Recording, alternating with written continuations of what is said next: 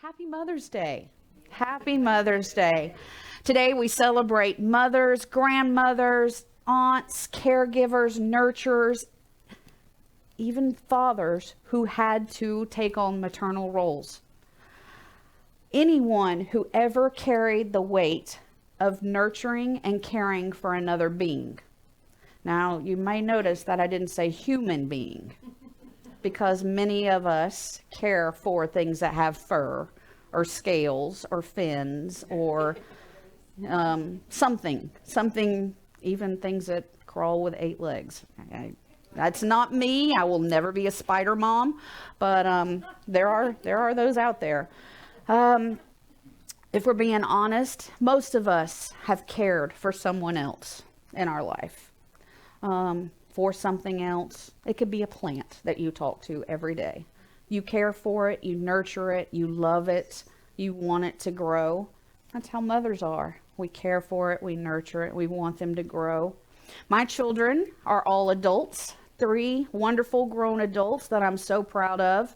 My middle one got married last month, which was a beautiful, joyful thing. And as a mom, we want to see them grow and develop and become amazing adults. And I can look at my kids and say that. I may be a little biased. I'm sure you can look at your kids and say the same thing, that they're amazing adults. But what a beautiful gift that we are given to grow life, but also to have been grown. To have someone that loved us, to nurture us.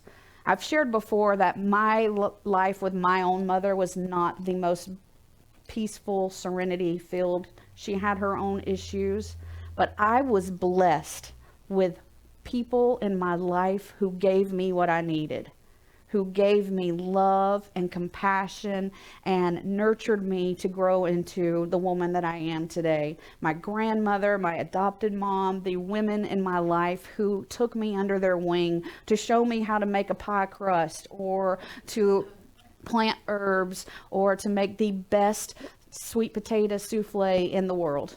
Thank you, Nini. And I know that all of you have someone in your life that you would like to remember today. So take this moment and speak the name aloud that you want to honor and bless, and let's bring them into this room with us today.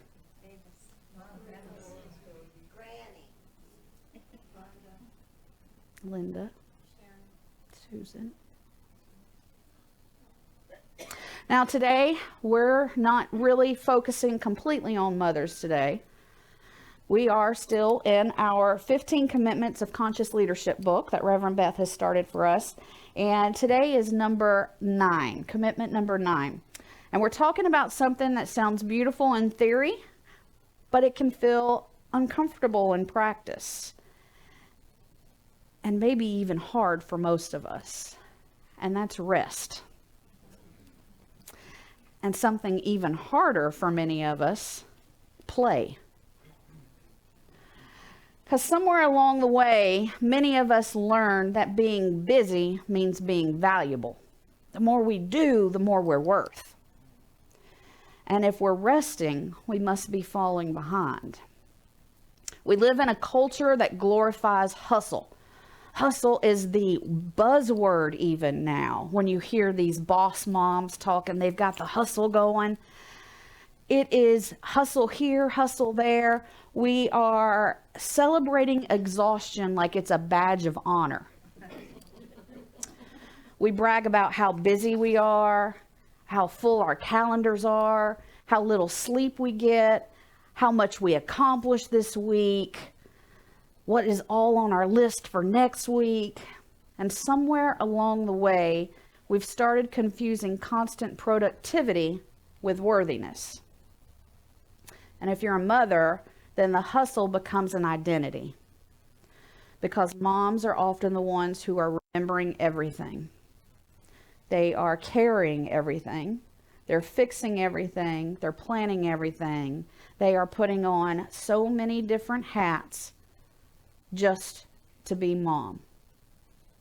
And many of us in this room who are mothers have grown children. And you may feel like that stage is behind you, but your grown kids are still calling. They're still needing things. They're still wanting your advice. They're still wanting your recipes. They're still wanting you to show up at places. I live 500 miles away. As my husband says, they're still wanting money. They call Dad for that. I live 500 miles away from my children, but they call me up and they're like, can you be up here on such and such day? Because so-and-so's going on and I really want you here. Yesterday, my daughter who got married, her and her new husband went to meet their new baby, which is a golden retriever that they're getting in a few weeks. You know, first comes puppy, then comes baby. So they're moving in the right direction. And she had called me earlier this week. Can you come up, Mom, on Saturday so that you can come meet the puppy with us? Unfortunately, I cannot. But it's funny because that is how motherhood works, right? Drop at the hat and be where they want you to be. Somehow we're all expected to smile while we're doing this. And I don't know if you ever heard the quote from Ginger Rogers. We do everything Fred Astaire does except backwards in high heels. In the 15 commitments of conscious leadership, commitment 9 invites us to something radical, to live a life of play and rest. Not just occasionally, not once everything is done, but as a way of being. Great leaders in the world know that if you do not couple play and rest with the busyness, then you're going to get burnt out. You're going to not be able to do all the things that you want to do because you are overdone. The commitment asks us to release the belief that struggle is required for success and instead trust that joy, stillness, renewal, and ease are sacred parts of a fully lived life.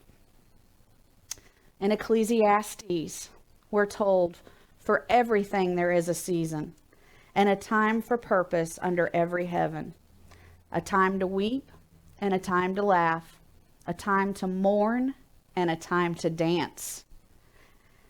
And I wonder if part of our exhaustion comes from trying to live in only one season, the season of doing, the season of producing, the season of striving, the season of being more, of filling it all in.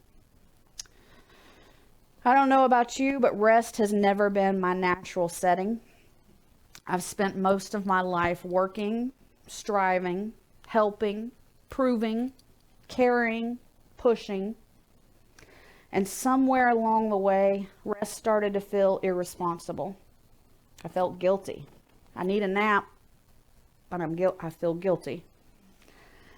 One of the best gifts as a young mother that David ever gave me was me hearing him in the background saying, leave your mom alone, she needs a nap. Let your mom have a nap. And he'd take care of everything. And I appreciate that so much. If I slowed down, I thought life would fall apart. And I think many of us have felt that way. We have to be in control. We have to be doing things all the time. If we step away from something, who's going to take care of it? We have to take care of it, especially as a mother. How many times have you gone back into the kitchen and reloaded the dishwasher? Even though it was one of your kids' job to do, right? You reloaded it. How many times has the laundry been turned back on the dryer because it was forgotten to get out and you needed to iron it? I think many of you know that feeling. Now, one of the gifts of my work is that I get to experience different cultures around the world. I'm very blessed that I spend so much of my time, especially in Europe. One thing I've noticed is many other countries understand something that we as Americans do not, that we often forget. Life is meant to be lived, not just managed. Many places, especially in Europe, the afternoon slows down. Meals last so much longer. Like, you don't go to dinner in Paris for a quick bite. You plan to be there for 3 hours. because you are taking your time and enjoying the meal, but the company of the people you're with as well. The meals last longer. People are gathered together. Rest is normal. Vacation is expected. They're not working 40+ hour work weeks in Belgium, the Netherlands, wherever. 35 hours is pretty much the max. And 6 weeks of vacation is standard. And usually it's more than that. Here in our country, we are pushing ourselves to exhaustion, to the very brink, because we are a more society. Why don't we start saying, let's have more play. Let's have more rest. Let's have more time together around this table.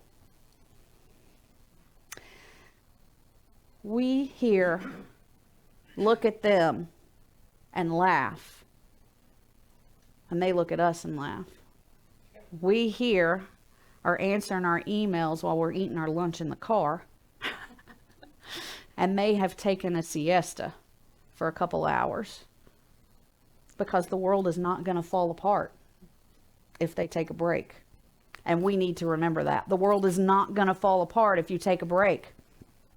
We're hustling ourselves into emptiness. We're so busy trying to build a life that we rarely stop long enough to actually experience it. And when life becomes all hustle, the first things that we often lose are presence, joy, connection, playfulness, stillness, and sometimes even ourselves. How many times have you worked yourself into such exhausted level that you forget who you are and why you're actually doing the things that you're doing?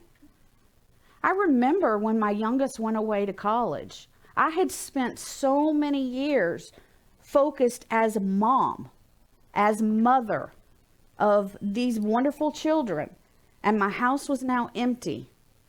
I didn't know who I was anymore. I didn't know what to do with my life. I spent a lot of days crying, to be honest. Empty nest is not easy for some of us. And that's when I became a flight attendant. A friend said, I think you'd be great at it. You should check it out. And I'm like, well, that's a whole new adventure. And I'm glad they suggested it because I'm enjoying it very much. Jesus tells us in John 10:10, I came that they may have life and have it abundantly. Not barely survive, not drag ourselves exhausted through life. Abundant life, full life, alive life. Howard Thurman once wrote, don't ask what the world needs, ask what makes you come alive and go do it. Because what the world needs is people who have come alive. And maybe part of that spiritual journey is not just learning how to work harder, but learning how to come alive again. Now, when was the last time you did something because it brought you simple joy? Recently? Have you done anything for yourself recent that brought you joy? Not because it checked a box, not because it was productive, not because it helped someone else, just because it made you feel alive. Now, I had a moment this week where I realized I needed to practice when I'm about to preach. School term for spring term ended for me this week. Yay, I have 2 weeks off. Woo! And my best friends who live in New Orleans were here for vacation at Disney World. So I went to Disney World and spent 2 nights at Disney World with my best friends. Because why not, right? I went, we played, we walked around, we laughed, we rode rides, we ate booths at the Flower and Garden Festival. We didn't rush. It was 97 degrees on Thursday in Epcot. It was extremely hot. So we spent a lot of time sitting and people watching. Because why not? There's a lot of good people watching at Disney World. When we were tired, we went back and we rested. And one morning, We slept until 11 a.m. It was lovely. And I remember thinking, this is what it feels like to not be in a hurry to be somewhere else, to not be in a rush to get things done, to not be worried about what is on the list that we need to check off. Because the only thing that was on my list was smile, be happy, tell my friend I love them, and I'm so happy that they're here and I get to spend time with them today. Play doesn't happen when everything is done. Play is part of how we come back to ourselves. I am a 54-year-old woman, and I love throwing my hands up on a roller coaster, screaming my head off. It makes me so happy. It's joy to me, adrenaline rush.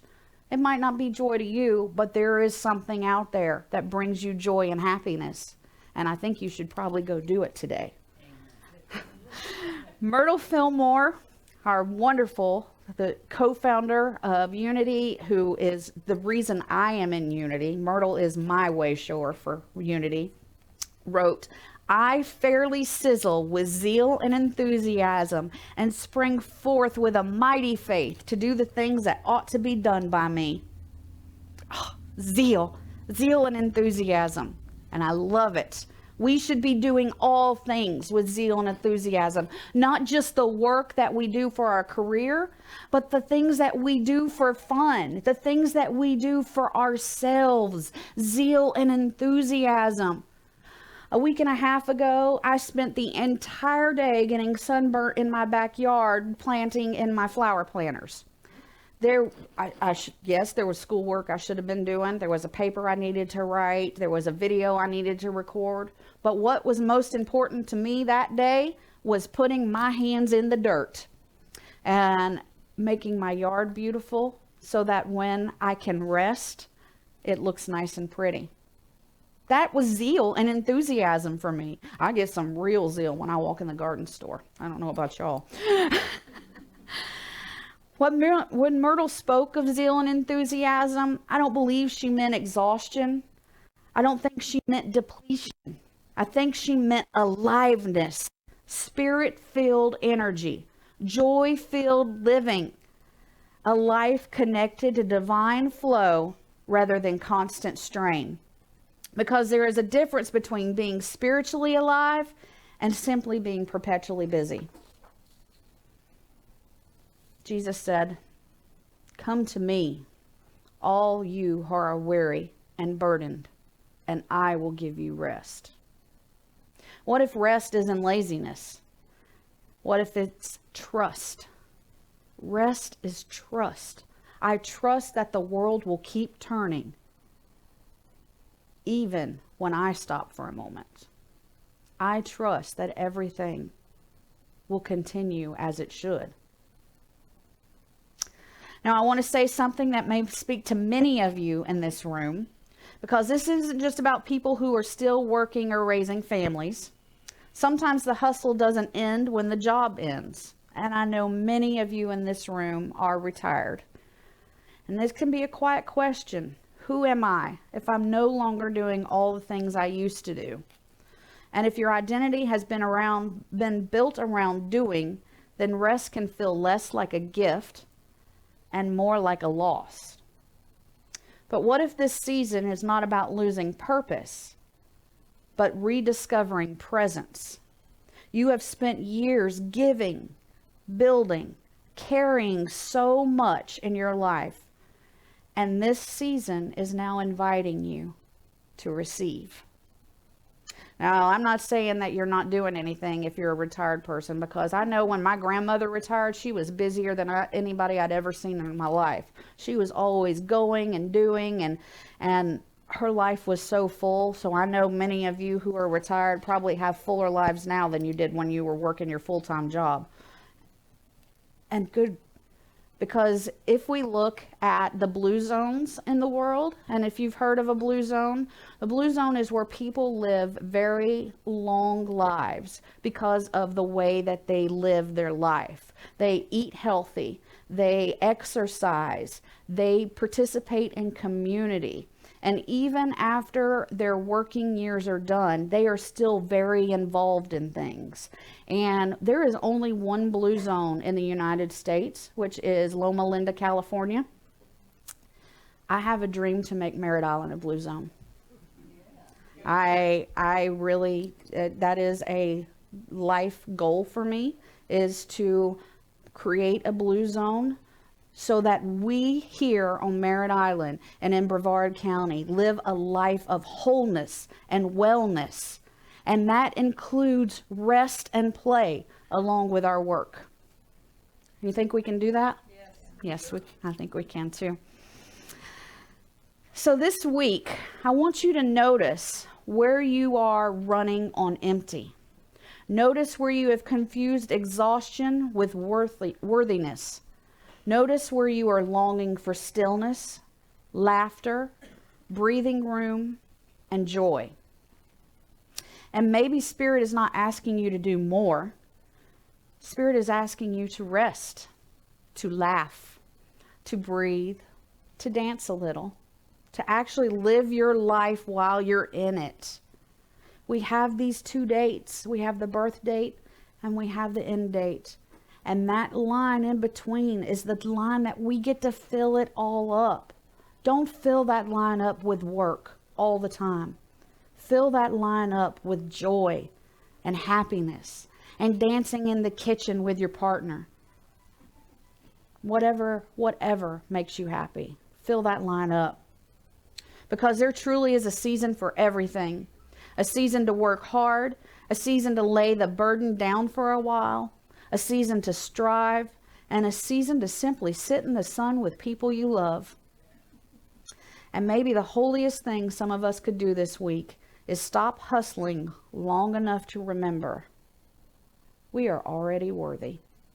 We don't have to hustle. You do not have to earn your rest, and you do not have to justify your joy. Just grab it.